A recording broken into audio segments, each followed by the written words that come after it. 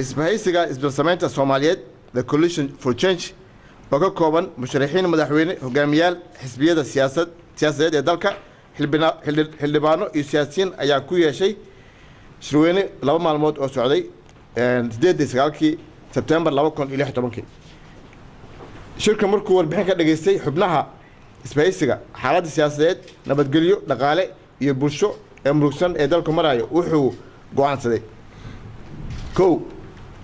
isbahaysigu wixii ka dambeeyay 10 September ee saacado ka harsan yihiin wuxuu cadeynayaa inay dhamaatay sharciyadii madaxweynaha mudane Xasan Sheekh Maxamuud wuxuuna dalbanayaa in xilka madaxweyne loo dhaariyo 10 September 2016 si ku meel gaar ah gudoomiyaha baarlamaanka sida ku xusan qodobka 94 iyo 91 ee dastuurka.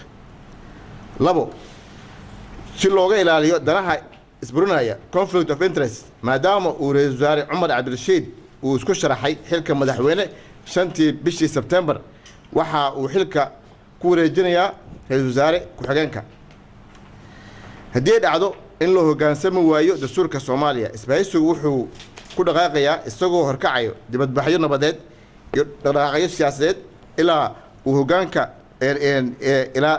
ilaa uu hoggaansado dastuurka wuxuu sidoo kale dacwad maxkamadeed u gudbinayaa maxkamadda sare. 4 in musharaxiinta madaxweyne ee doorashada 2016 ee ku bahoobay isbahaysiga isbilsamaynta iyo hogaamiyaasha siyaasadeed ee xubnaha ka ah isbahaysigu inay u midoobaan sidii hoggaan cusub dalka u yeelan lahaa kaasoo bedela mudane madaxweyne Xasan Sheekh Maxamuud oo waqtigiisu saacado ka dhiman yihiin. wuxuu isbahaysigu dalbanayaa inuu xubno ku yeesho dhammaan guddiyada dhabarka u ah doorashooyinka 2016. isbahaysiga isbilsamaynta wuxuu u arkaa muddo kororsiga joogtada ah ee uu madashu ku kacayso inuusan dastuurka waafaqsaneyn laguna calqalinayo habsami socodka howlaha doorashooyinka. isbahaysigu ma aqbali doono in lagu kordhiyo xubin dheeraad ah 135 oday dhaqameed ama si dadban loo sarifo. isbahaysigu wuxuu ka digayaa in hantida hay'adaha maamulka iyo amniga iyo warfaafinta qaranka loo adeegsado doorashada musharax Xasan Sheekh Maxamuud iyo Umar Cabdirashiid. shirweynaha wuxuu bogaadinayaa dadaalka ay wadaan isbahaysiga xisbiyada ee ku aadan ka daahrugida musuqmaasuqa boobka iyo dhaca dalka ka socday 4 sano ee la soo dhaafay waxaana si gaar ah isbahaysigu ugu digayaa in musuqmaasuq lagu sameeyo doorashada heerarkeeda kala duwan.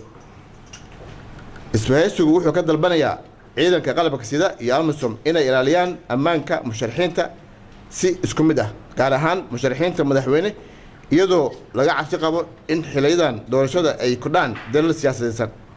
isbahaysigu wuxuu ku wargelinayaa ciidamada qalabka sida AMISOM inay ka dhamaatay mudane Xasan Sheekh Maxamuud xilkii taliyaha guud ee ciidamada qalabka sida. xogaga mucaaradka iyo shacabka Soomaaliyeed oo isgarabsanayo in ay gudaha dalka iyo dibadda ka bilaabaan olole nabadeed oo ka dhan ah musharax Xasan Sheekh Maxamuud oo awoodii dawladda doonaya inuu adeegsado soo noqoshadiisa taasoo ku dhigeenu yahay noqon doona dhibtoonaye nadaaf. isbahaysigu wuxuu dalbanayaa in dadaalada maamul sameynta labada gobol ee Hiiraan iyo Shabeelle Dhexe laga dhigo doorashada 2016 kadib. isbahaysigu wuxuu ugu baaqayaa goboleedka IGAD inuu joojiyo jajubka qasbida iyo cagajugleynta uu ku hayo shacabka walaalaha ah ee labada gobol iyo hogaamadooda siyaasadeed iyo dhaqan. isbahaysigu wuxuu beesha caalamka ugu baaqayaa inay dhexdhexaad ka noqdaan doorashada 2016 oo aysan ku darmin siyaasadda khilaafsan dastuurka iyo xasilloonida ee uu hogaaminayo mudane Xasan Sheekh Maxamuud. wuxuu ka dalbanayaa inay fursad siiyaan musharaxiinta oo idil. isbahaysigu wuxuu cadeynayaa inuusan qayb ka noqonin doorasho ku shubasho ah oo aan loo maamulin si daafurana.